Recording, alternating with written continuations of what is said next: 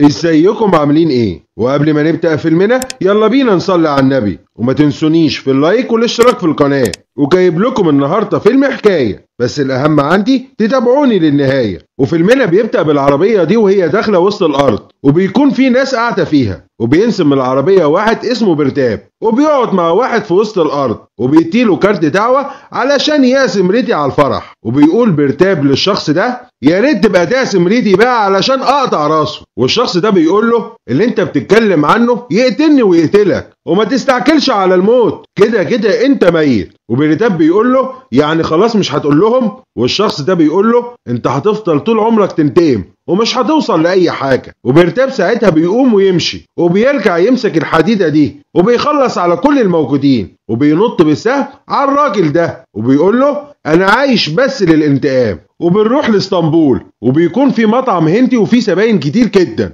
وبيجي واحد اسمه ريتشارد بيدخل يدوق في الاكل، وبينادي لصاحبة المطعم وبيقول لها: اكلك حلو قوي. وساعتها بتشكره وبيقول لها: انا عايز اضم المطعم ده لسلسلة المطاعم بتاعتي. وبيطلع الشيك وبيقول لها: اكتبي المبلغ اللي انت عايزاه. وساعتها مناكشي بتبقى مش موافقة ان هي تبيع المطعم، وتقول له المطعم ده فاتح بيوت ناس كتير قوي، وان هو ملجأ لكتير من الناس، ومش هعرف ابيع المطعم ده. وبيقول لها: لو ما وقعتيش على العقد هقتلك. وساعتها ميناكشي بتقطع الشيك، وريتشارد بيقوم يضربها بالقلم، وبيدخل رجالته بيكسروا المحل كله وبيخوفوا الناس. وبيقول لها: الساعة 9 الصبح تكوني على مكتبي وضمت العقد كمان. وبيجي تاني يوم وميناكشي بتروح عند ريتشارد المكتب بتاعه، وبيقول لها: انا كنت متأكد ان انت هتيجي علشان تمضي على العقد. ويرمي ليها الورق، وبترد وتقول له: انا مش جاي عشان امضي على العقد، اذا كنت انت عندك رجالتك انا عندي ابني ربنا يحميهولي. وبنروح للمركب ده وبيكون عليها جاي، وبيكون مقرب قوي من السفينة الكبيرة اللي عليها رجالة ريتشارد. وميناكشي بتطلع عليه الأشعة وتقول له: رجالتك كلهم في المستشفى، وتقريبا الأول كده عنده كسر في الكمكمة. وبنروح لجاي وهو بيكمل الضرب فيهم واحد ورا التاني لحتى ما بيخلص عليهم كلهم. وفجأة بيدخل جاي وبيضرب ريتشارد ويقول له: اللي ما بيحترمش أمي ما يستحقش يعيش، بس أنا هديك فرصة. وساعتها بياخد أمه ويمشي. وبنروح هنا لبرنامج غنى، وبتطلع عيشة على المسرح وبتستعطف لجنة الحكام، وبتقول إن أبويا قتل الحلم اللي جوايا، والموسيقى بتجري في دمي، وبتكون واثقة قوي من نفسها وبتبدأ تغني، وصوتها بيكون وحش جدا لدرجة إن الناس بتطلع تجري منها. وبنروح تاني يوم لبيت إيشا، وبتصحى من النوم ومش بتكون سامعة حاجة خالص، وأصحابها بيكلموها ومش بتسمع، وبتعلي صوت الموسيقى كمان وبرضه مش سامعة حاجة، وبتفتكر اللي حصل قبلها بيوم. وبتروح المكان اللي كانت سهرانة فيه وبتشوف الكاميرات، وهي كانت في مالها ليلي. وفجأة كان في خناقة ما بين الشباب، وواحد منهم يطلع المسدس على جاي وبيمسك ايده وبيوجه الرصاصة في مكان تاني خالص. وساعتها الرصاصة بتعدي جنب ودن إيشا، ومن ساعتها ما بتسمعش. وإيشا ساعتها سألت على مكانه وراحت مكان شغله هي وأصحابها، وكانت معاها عصاية وفضلت تكسر في العربيات. وبيطلع جاي بيقول لها: انت بتعملي كده ليه؟ واصحابها بيعرفوه انها مش بتسمع بسببه. وبيقول لها جاي: العربيات دي كلها اللي انت كسرتيها بتاعت ناس تقيله قوي في البلد ومعروفه كمان، وكل ده متصور، يعني لبست كده في حيطه يا برنس. وبتديله الفيزا بتاعتها ومش بيكون فيها ولا مليم. وبيقول لها جاي: خلاص يبقى تشتغلي بحق تصليحه. وبنروح عند جاي وهو بيحكي لامه وبيضحك وبيقول لها انها عنيده قوي وراسها ناشفه. وبنروح لإيشا وهي بتنظف العربيه، وبيقف راجل هنا شغال عند جاي بيتفرج عليها، بس ساعتها إيشا بتكون متضايقه وبتضرب عجله العربيه كده، فالصندوق بينفتح وبتروح تشوف بتلاقي كميه كبيره قوي من المخدرات، وبتنادي على جاي، وبسرعه يجي اصحاب العربيه وبيرفعوا السلاح، وجاي بيبدأ يضرب فيهم، وفي رصاصة كانت هتيجي على إيشا، بس إيشا بتروح على العربية وكيس المخدرات بيتفتح، وإيشا ساعتها بتشمه كله وبتوه، والشرطة ساعتها بتيجي وتاخد المجرمين، وإيشا بتساعق، وتقريبا كده مفعول المخدرات بدأ يشتغل معاها، وبتقول: افتحوا يلا الموسيقى، وبتبدأ ترقص. وجاي بيقول هي دي موهبتها، وبيصورها وبينزل الفيديو بتاعها، وبتكون ترند تاني يوم. وتاني يوم بتروح إيشا لبيت جاي وبتشكره انها اتشهرت بسببه. وبيجي لإيشا تليفون وبتروح ترد عليه، ومناكشي زي اي ام بتكون عايزه تكوس إيشا لابنها، وبتقول له طالما البنت اول مره تيجي هنا يبقى نديها لقب العيله. على طول كده انت مستعجله خالص يا ماما ولا ايه؟ وشي بيبص لإيشا كده وبيبدأ الغنى والرقص. وبنروح لإيشا وهي بتتكلم مع ابوها وبتحكي له عن شي وان هي قررت ان هي تتجوزه. وإيشا بتكلم جي وبتقول له تعالى انت ومامتك علشان تتكلموا مع بابا. وبعدين جي بيكلم امه وبيقول لها الحاجه اللي تزعل ان إيشا ما تعرفش ان ماليش اب. وامه لما بتسمع كده تقول له انا هقول لك على حاجه، وهو جه الوقت ان انت تعرف ان ابوك لسه عايش. وبتقول له ابوك زي الاسد، وابوك اكتر واحد شجاع واسمه بس بيعمل رعشه للمجرمين، وهو لسه عايش وهو في قريه رايا، وبيكون ابوه هو ريتي. وبنروح لريتي وهو بيصلي والناس بتحبه وبتحترمه كمان. وبنشوف ريتي وهو داخل افراح البلد اللي هو مسؤول عن جوازهم 300 عريس وعروسه، وبيبارك كمان جوازاتهم ويديهم كمان السلاسل بتاعت الجواز، وبياخدوا السلاسل وبيوزعوها على عرسان. وفجأة ريتي بيلاقي عرسان معاها أسلحة وبتكون جاية علشان تقتله، وريتي بيقول لهم العرسان اللي جايين للجواز ييجوا هنا، واللي جايين عشان يقتلوني يقوموا. وبيقوم عدد كبير وبيطلع من وسطهم بيرتاب وبيكون عايز يقتل ريتي. وبيرتاب بيقول لريتي انا خايف اقطعك قدام رجالتك. وساعتها ريتي بيقول له الخوف ده مش في دمي، ولو مسكت السيف مش هسيبه الا لما اخلص عليكم كلكم، بس المكان هنا مقدس ما ينفعش فيه القتل. وبيروح ريدي علشان يضرب رجاله بيرتاب وبيبدأ الضرب فيهم واحد واحد، وبيرتاب بيحاول يأذي الناس اللي موجوده في المكان، لكن ريدي بيحميهم. وريدي بيضرب بيرتاب وبيوقعه هنا. وخلاص ريدي كان هيقتل بيرتاب، لكن ريدي بيسيبه علشان مراته وبيكملوا طقوس الجواز. وريدي بيبارك العرسان. وبنروح لبيت بيرتاب وبتكون مراته بتحضر الاكل في دخلة البيت، واول ما بيوصل بيرتاب على البيت وبتدخل معاه وبتحط له الاكل، ولسه بيرتاب بياكل بتزعق وتقول له مش مكسوف تاكل وانت لسه مرزوع حته علقه وما انتقمتش بقالك 30 سنه ومش عارف تنتقم؟ الله يست نفسك يا شيخ. وبيكون في 2 في الجنب كده بيتكلموا عليهم. وبنروح لبيرتاب وهو بيوعد مراته ان هو هيغرق السيف بدمه، وساعتها مراته بتمشي وبيروح لعمه وبيقول له خلي بالك من رجالته هي قوته ولازم نلاقي طريقه نقضي عليهم. وبنروح لبيت ريتي وبيكون واحد مسؤول هنا اسمه راجا، وبيقول له ان المصنع اللي انت نويته وامرت ان هو يتبني للناس والعمال والاهل البلد ومد البيوت بالكهرباء والميه، وده حصل لحتى ما اتغيرت الحكومه وبدات تقطع على كل ده، ودخلوا المستثمرين الاجانب البلد وفي حفله للمصنع بتاعهم. وبيرد ريتي وبيقول ان هو هيروح لوحده. وبنروح لبيرتاب وهو بيقول احنا مش هنفوت المره دي ولازم نكيب راسه. وبنروح لمكان الحفله وبيجي تليفون لواحد ان الوزير في الطريق، وبيوصل ريتي المكان وبيجري راجل يجيب كرسي ريتي ويقعد قدام الجاهل. فبيروح واحد علشان يضرب ريتي، بس ريتي بيروق عليه وبيهجم واحد تاني عليه، بس ريتي برضه بيروق عليه. وبعدين ريتي بيقعد يشرب السيجاره بتاعته وبيقول لهبه الراجل بتاعه الرجاله المختفيين في الارض خلينا نخلص عليهم واحد واحد. وبيروح هبه يجيب السلاح بتاع ريتي وبيديهوله. وبتكون عربيات بيرتاب في الطريق وبتوصل للمكان وبتلاقي رجالته متعلقين كلهم على البوابه، وبيكون ريتي قاعد مستنيهم على البوابه وماسك السلاح كمان. وبنرجع وبنشوف ريتي خلص على الرجاله دولت ازاي. بصراحه هو روقهم على الاخر. وبترجع العربيات كلها بطهرها، بس عربيه بيرتاب بتخرس ما هي ناقصه هي كمان. وبيروح ريتي يحذرهم والعربيه بتجري هنا. وبيروح عم بيرتاب ويقول للوزير على اللي بيعمله ريتي فيهم وان هو وقف بنى المصنع للمستثمرين. وبيطلب الوزير يروح يشوف ريتي، وبيروح الشرطي لريتي علشان يقول له ان الوزير عايز يقابله. وبنروح الاجتماع وبيكون موجود بيرتاب وعمه ومراته، وعمه بيقول دلوقتي هنشوف ريتي وهو خايف من الوزير. وبيوصل ريتي وبيقعد قدام الوزير، والوزير بيقول له انا الوزير. وريتي بيقول له اهلا بيك يا سيدي اتشرفنا. والوزير بيقول له احنا في السلطه، انت مين علشان تقرر المشاريع تتعمل ولا لا، ومش هنخليك توقف التنميه والازدهار اللي احنا هنعمله. وريتي ساعتها بيضحك وبيتريق عليه بالضحكه دي، وبيقول له تنمية ايه يا وزير؟ يعني هتقبض ناس ومش هتدي الناس اعانة وتخلي الناس تشتغل ومش هتوقف الناس عن الشغل ويبقى في صناعات جديدة؟ والوزير ساعتها بيتكسف من نفسه كده وبيقول له وقفت بنى المصنع ليه؟ وريدي بيقول له كاين يسرقوا وانا مش هديلهم الفرصة دي. وبيقول له ريدي ممكن تكون مغرور بالمنصب بتاعك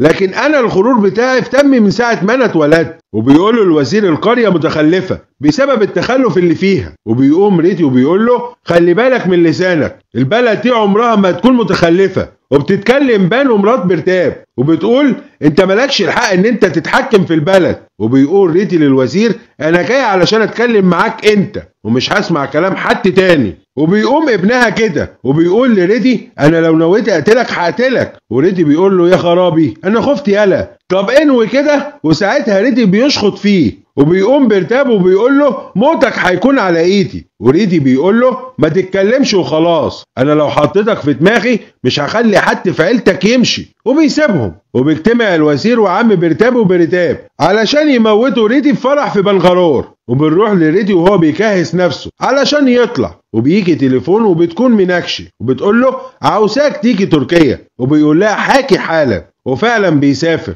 وبيوصل وبتكون ميناكشي مستنياه وبتنادي على جي وساعتها بياخد بركاته وبيكون نسخة مصغرة منه وبيروحوا البيت وبيقضوا مع بعض وقت حلو قوي. وبيقعد ريدي مع ميناكشي وبيعرف منها ان جي عايز يتقدم لواحدة وبيروحوا على بيت ايشا ويتقدموا ويقعدوا معاهم كمان. وريدي بيعرف ابو ايشا ان هو وميناكشي منفصلين بس حياتهم متعلقة ببعض. وابو ايشا بيكون مبسوط وموافق قوي على خطوبة بنته. وبيمشي ريدي وميناكشي وبيقوم ابو ايشا وبيكون متوتر جدا. وبنرجع بالزمن وبيكون ابو ايشا مع برتاب وبيكون هو المستثمر في الارض المصنع. وابو ايشا بيتصل على برتاب وبيقول له قتلت ريدي ولا لسه؟ قال له برتاب مش انا قلت لك بعد 10 ايام؟ وبيقول له ابو ايشا هتقتله ازاي وهو عندي هنا في تركيا بيتقدم لبنتي عشان ابنه؟ وبينصدم برتاب علشان كان ناوي يقتله في الفرح. وبعد كده برتاب بيروح يقول لمراته ان ريدي في تركيا وبيعرفها كمان ان هو متجوز وعنده ولد ويخططوا يقتلوه ازاي وهو في تركيا. وبيروح برتاب ياكل رجالته ويخططوا ازاي هيموتوه. وبيروح ابو ايشا يدي فلوس للشرطه علشان يسيبوا رجاله برتاب يقتلوا ريدي ومحدش يتدخل خالص. وبيجي خبر لريدي ان هم هيحاولوا يقتلوه وبيقول لهبه انا زهقت من قتل الرجاله في البلد، خلينا نغير المكان وخليهم ييجوا. وبيروح ريدي يقول لشي روحوا حضروا لنفسكم للخطوبه وكمان بيبعدهم عن المكان. وبيروح يقعد هنا في الساحه يستناهم وبيشرب شاي. وبيبدأ الرجاله يهجموا على ريدي وبيبدأ يقطع فيهم واحد ورا التاني وبيكلي منه الرجاله الباقيه. وفجأة بيلاقي برتاب ماسك ميناكشي وبيقول له اخيرا لقيت نقطة ضعفك ولسه هيقتلها. لكن ريدي بيرمي السيف بتاعه على سيف برتاب قبل ما يجي على ميناكشي وبيمسك برتاب يروق عليه قوي وبيكسر عظمه. وقبل ما ريدي يقتله بيديكي بانو وبتنادي على ريدي. وبنعرف هنا ان بانو بتكون اخت ريدي وبتتركاه كمان ان هو يسيبه وما يقتلهوش وبتقول له هترمل اختك. وساعتها بتعصب عليه اخته وبيسيبه. وفجأة بانو بتطلع السيف وبتضربه بالسيف وبيجي برتاب بيطعنه هو كمان وبيفضلوا يطعنوا فيه وبيفضل يتوجع ويقعد نفس قعدته ويفتكر اخته وعلاقته بيها. وبيجي شي وايشا وميناكشي وبيحاول شي يلحقهم لكن ريدي بيوقفه ويقول له دي اختي. وساعتها بيطلع السيجاره وريدي بيوصي شي ان هو يتحرق في بلده ويخلي باله قوي من اخته وبيموت. وبرتاب بيروح قبر ابوه وبيعرفه ان هو قتل ريدي وبيسافر قصة ريدي وابنه شي مستغرب اهل البلد وعدد الناس الكتير اللي مستنيين عسى ريدي. وبيروح جاي يعمل الطقوس بتاعت العسل وبيروح جاي يسأل على عمته وعايز يعرف العداوة دي حصلت ازاي. وبيبدأ هبة يحكي ان ابو ريدي كان في علاقة غير مشروعة مع واحدة وجابت بنت وماتت واخدها تتربى مع اخوها ريدي واهل القرية تقبلوها على كده. وابو برتاب بيكون راجل سفاح والشوارع كلها بتكون مليانة بالجثث بسببه. وبعدين بيشوف هنا ام ولد وبتعجبه قوي وبيخطفها وبيحاول يغتصبها، وجوزها وابنها بيحاولوا يمنعوه ان هو يقتلها. وساعتها ابو برتاب بيقتل ابو الولد، ومراته كمان بتموت معاه في نفس الوقت. وبيدخل الولد بيعيط على اللي حصل في اهله، وبيطلع وبيروح لريتي ويقول له على اللي حصل في اهله. وبيروح ريتي لابو برتاب علشان يقتله، وبيطلع ابو برتاب ورجالته لريتي، وبيبدأ الرجاله يهجموا على ريتي، بس ريتي بيمسك السلاح بتاعه وبيبدأ يخلص فيهم واحد ورا واحد، وبيقطع كمان راس ابو برتاب. وريتي بيطرد برتاب من البلد، وبتبدأ البلد تغني وترقص على موت الشيطان اللي كان موجود فيها، وبيبدأ يوسع في البلد وبينشر فيها الخير والمشاريع. وفي يوم ريتي بيكون في علاقة بمناكشي، وبيكون طالب منها حكت له أخته، وبيسأل عليها وبيلاقيها بتلعب، وبيروح يتفرج عليها وبيشاور للفريق اللي قدام أخته علشان يخسروا. واخته ساعتها بتكسب وتاخد الجايز كمان، وبتروح بيتها وجدتها بتقول لريتي احنا عايزين نجوزها بقى، وهنحتاج ايه اكتر من اللي احنا عايشين فيه. وبنروح لبرتاب وهو بيقول لواحد هنا ان هو هيساعده في قتل ريتي، وبيكون ده صاحب ابوه وبيقول له ان هو هيكون معاه. وبيجي عريس لاخت ريتي اللي اسمها بانو، وواحد منهم بيقول لريتي بانو دي مش اختك، وان ابوك عمل علاقه غير مشروعه ولبسكوا فيها. وبيقوم ريتي وبيضربه بالقلم وبيكون زعلان جدا، ومناكشي بتهون عليه وبتضحكوا شويه كمان. وبيكون في مهرجان في طريقهم وبيروحوا يغنوا ويرقصوا، وبنروح نلاقي ريتي رايح السجن بيطلع شباب منه، وبيقولوا له ان هم مش لاقيين شغل. وساعتها ريتي بيفكر مع نفسه كده، وبيروح لمسؤول في البلد عنده قطعة ارض مناسبة قوي لبنى المصنع، وبيقول له ان الشباب هنا بقوا بيعملوا اعمال مشاغبة كتير قوي، وانا عايز منك 100 فتان اللي عندك علشان ابني مصنع واديلك قصاده 200 فتان في مكان تاني. وبنروح لبانو في الطريق وبتكون واقفة قدام حبيبها وبيكون زعلان وبيعتذر منها قوي وبيمشي، وبتقول له مفيش اعتذار بين اتنين بيحبوا بعض. وحبيبها بيقول لها مش هينفع اخوكي انت كلمة لرامبو انك هتكوني مرات ابنه. وبتروح بانو ريتي وبتقول له انها بتحب شخص، وبيروح البيت وريتي بيقول له الكلام ده حقيقي، وبيقول له اه. وبيروح ريتي لبانو وبيقول لها هجوزهولك، وهبه بيعترض علشان مش من نفس الطبقه. وبيروح ريتي يعتذر لرامبو لانه مش هيجوزه اخته، وبياخد اوراق الارض وبتبدا مراسم الجواز. وبانو بتسمع ريتي وهو بيتكلم هبه وبيقول له ان علاقتنا دلوقتي بقت اقوى بالجوازه دي. وبنروح لطقوس الصيد اللي في البلد وبيكون فيها خرفان، اللي بيضرب النار على الخرفان دي بيكون الفائز. وبيجي برتاب ورجالته وبيكون البلد مستنيه ريتي علشان يفوز زي كل سنه، وبيكون برتاب مخطط ان هو يقفل الطريق على ريتي وبيحاول يموته كمان هو واللي معاه. وبيطلع رجالته يقتلوا في رجاله برتاب، وبرتاب بيكون في مكان الصيد وبيقول ان ريتي حقيقي ولا خايف يواجهني. وبيروح كوز بانو ويقول لبرتاب انت عارف ان ريتي لو جه هيقطع راسك. وفي الوقت ده بيكون ريتي بيقتل في رجاله برتاب، وبيبدأ الصيد بين كوز بانو وبرتاب، وبيكسب برتاب وبيقتل الخروف وبيسل كوز بانو ان هو عايش في بيت ريتي ومتجوز اخته كمان وعايش على ريتي، وان هو مش راجل وان هو سمح لنفسه يعيش كده. وبيطلع كوز بانو يشرب وبيكون ماسك البندقية وبيضرب بيها، وفجأة بتيجي الطلقة في خال الولد اللي استنجد بيه. وفي العزاء اهل القرية بيقولوا ريتي سامحه، واخته بانو كمان بتترجاه، لكن ريتي مش بيرضى بالظلم ده وقتل انسان مش بيسامح فيه. وبيبدأ ريتي يضرب في كوز اخته قدام اهل القرية كلها، وحتى ابوه مش بيعمل له اي حاجة. وبتشوف بانو كوسها وهو مسلول قدام عينيها ومش بتعرف تعمل ليه اي حاجة. وبنروح لاهل القرية وهي بتجري علشان نشوف قصة كوز بانو مشنوقة في الشجرة. وبتروح بانو واهله مش مصدقين اللي حصل في ابنهم، وريتي بيروح ومش مصدق اللي عمله في نفسه وبيبص لاخته وبيروح لها، لكن بانو بتقول لريتي انت السبب في قتله وانت اللي خليته يقتل نفسه، وعايز افهم ايه الخير اللي انت كنت بتقول عليه. كل العواطف بتاعتك مسيفة وانا فهمت انت بتعمل كده ليه، علشان انا اختك الغير شرعية وعرفت قيمتي عندك حالا. وانت كنت عايز تبني مصنع للناس وتكوسني ابن رامبو، وما كنتش عايز تكوسني الشغار، وعملت كل حاجة علشان ما نتجوزش، ومش قادر تتقبل فكرة ان انا هتجوز ابن الختام بتاعك، وبتتصاهر ان انت قابل الجوازة واستنيت الوقت المناسب علشان تعمل كده. انت فعلا مش اخويا